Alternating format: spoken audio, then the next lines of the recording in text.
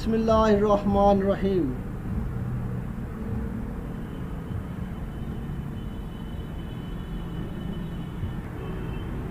Ladies and gentlemen, I am Shaukat.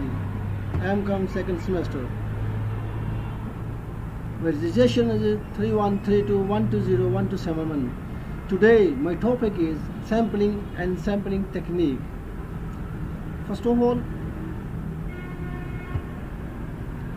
here are the content of my presentation: introduction, elements of sample design, thumb rules for sampling design, appropriate sample design, strength and weakness of sample design.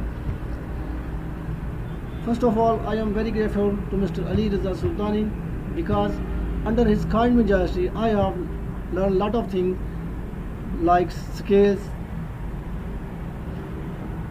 technique, sample technique, and the data collection. So ladies and gentlemen, turn to the topic.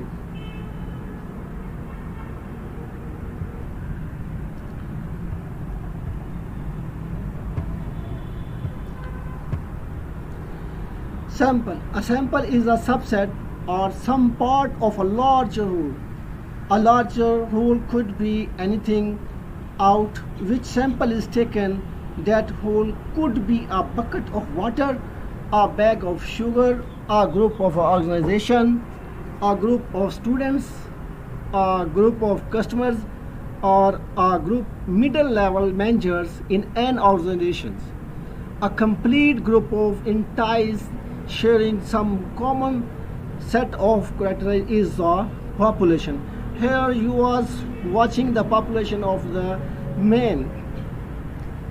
And let's cover the sample. The process of using a small number of items or parts of a larger population to make conclusion about the whole population. It enables its research to estimate unknown characters of the population. Here is the sample of the human being which are taken by him. So ladies and gentlemen, keep in mind always the sample is represent the population. Here are the elements of sample design. A sample design is made up of two elements: sampling method and estimator. Sampling method. Sampling method refers to the rules and procedure by which some elements of the population are included in sample. Some common sampling methods are simple random sampling, stratified sampling, and cluster sampling. Estimator. The estimation process for calculating sample static is called the estimator. Different sampling methods may use different estimator. For example, a researcher might select the most economical design that provides a desired level of precision. Now move toward to the further the sample design process. First, define the population, determine the sample frame, select sampling techniques, determine the sample size, execute the sample process.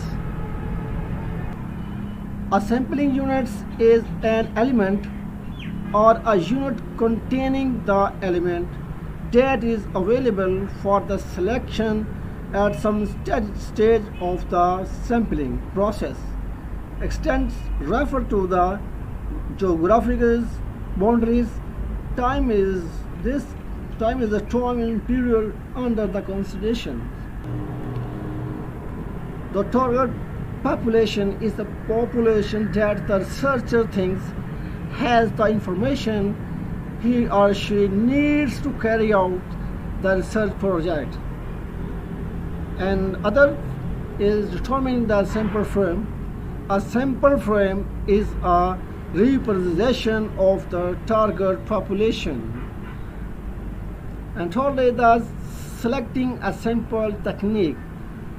Selecting a sampling technique may require a little bit more time and may also involve several decisions such as whether to use a Bayesian or traditional sampling approach, sample with or without replacement, and use non-probability or probability sampling. Fourth, determining the sample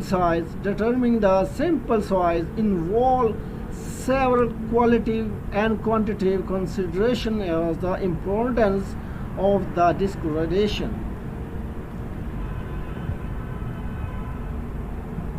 Here are the thumb rules for sampling design, which are normally 6. The first thumb rule is a larger sample increases the statistical power of the evaluations. And the second is if the effect size of a program is small, the evaluation needs a larger sample to achieve a given level of power. And third is an evaluation of a program with low take-up needs a larger level sample. And fourth is if the underlying population has high variation in outcomes, the evaluation needs a larger sample. And the fifth is for a given sample size, power is maximized when the sample is equally split between the treatment and control group. 6. For a given sample size, randomizing at the cluster level as opposed the individual level reduce the power.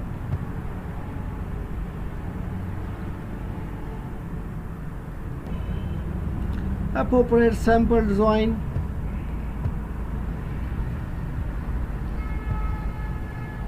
A researcher who must make a decision concerning the most appropriate sample design for a specific project will identify a number of sampling criteria and evaluate the relative importance of each situation before selecting a sample design. The most common criteria are degree of accuracy, resources, advanced knowledge of the population, national versus local project, and need for the statistical analysis. Type of the non-probability sampling.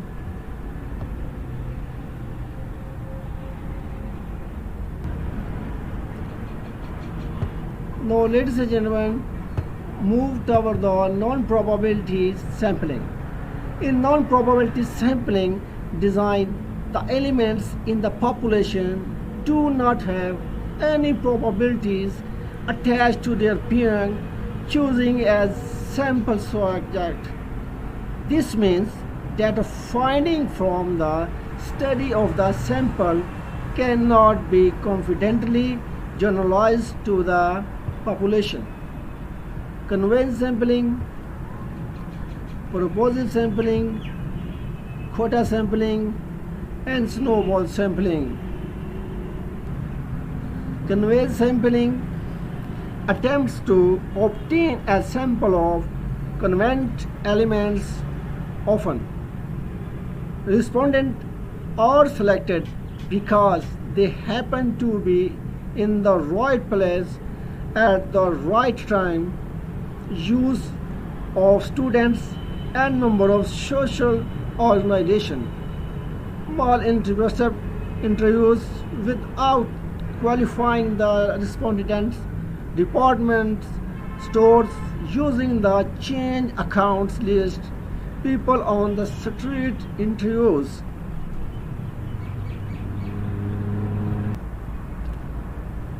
Quota sampling may be waived at 2 stages restricted judgmental sampling. The first stage consists of developing control categories or quotas of population elements. In the second stage, sample elements are selected based on convenience or judgment. Population sample composition, control characteristics, percentage, numbers, sex, male, and other things. Snowball sampling, an initial group of respondents is selected, usually at random. After being interviewed, these respondents are asked to identify others who belong to the target population of interest. Subsequent respondents are selected based on the referrals.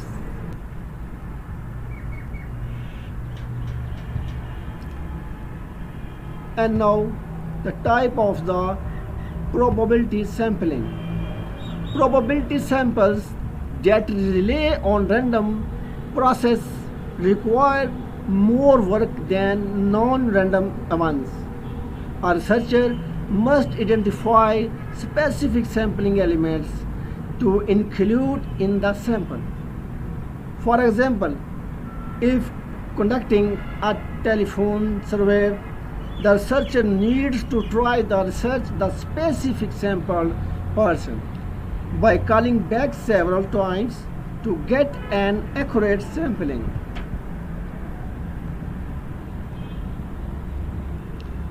Simple random sample.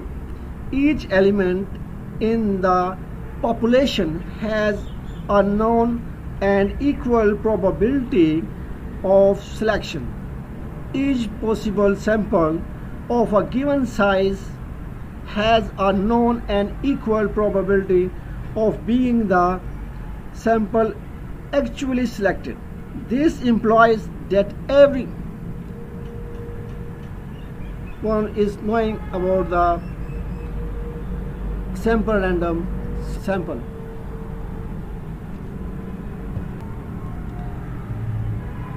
Systematic sampling.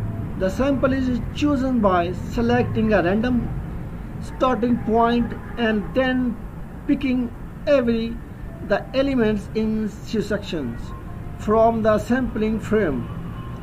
The sampling interval is determined by dividing the population size and by the sample size and rounding down the nearest integral.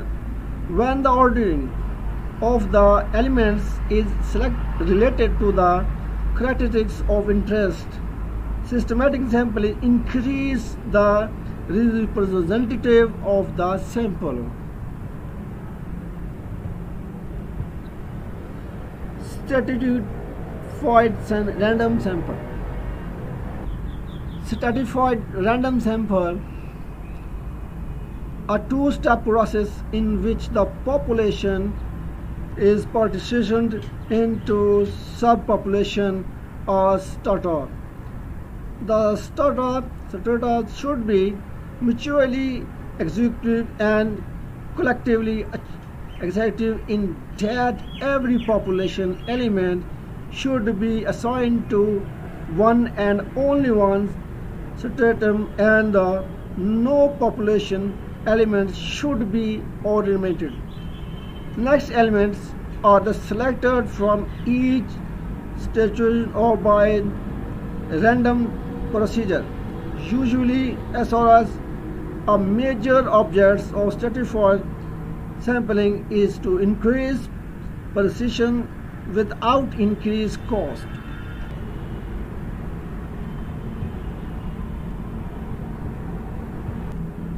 A cluster sample should be as heterogeneous as possible, but clusters themselves should be as homogeneous as possible.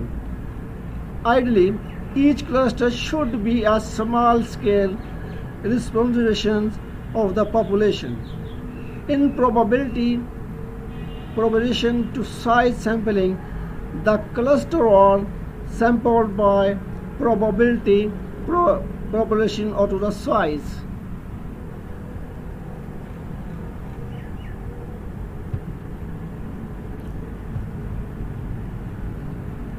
Now, strength and weakness of sampling method.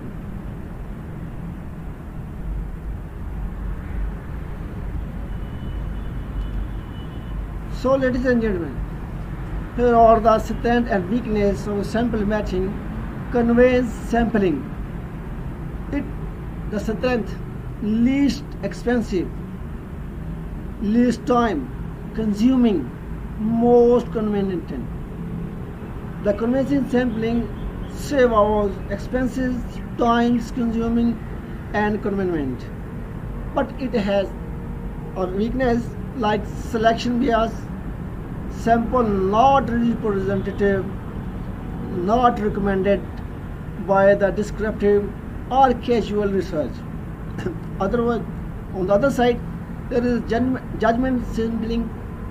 It is low cost, convenient, no time consuming, ideal for exploratory research designs. These are the strength of judgment sampling. But it has only one weakness, like it does not allow the generalization subjective. After that, in quota sampling, sample can be controlled for certain characteristics, and it is weakness. It's selection based bias, no insurance. It has no insurance of it. And after that, sample random sampling. It is easy to understood. Result projectable. These are the main strength of the sample random sampling. But it has lot of weakness, like it is difficult to construct sampling frame. Expensive, low precision, no insurance of representation. On the other side, in the systematic sampling, it can increase representation, easier to implement than sample random sampling. Sampling frame, not always necessary. It has only one weakness of it. It can decrease the representative. On the other side, stratified sampling include all important subpopulation per session, but it has lot of weakness, like it is difficult to select relevant stratification variables. It is not feasible to stratify on many variables, expenses. And in cluster sampling, easy to implement, cost effective. These are the two main strengths of the cluster sampling, but it has little weakness, like imprecise, difficult to compute on interact results.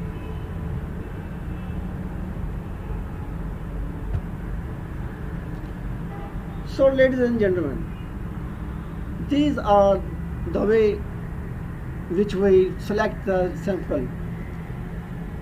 If we understand it clearly, we can properly get the sample from the whole population. If any person has any query, he can call me on my cell 0308 049 04957. Thank you for joining me. Thank you. Allah Hafiz.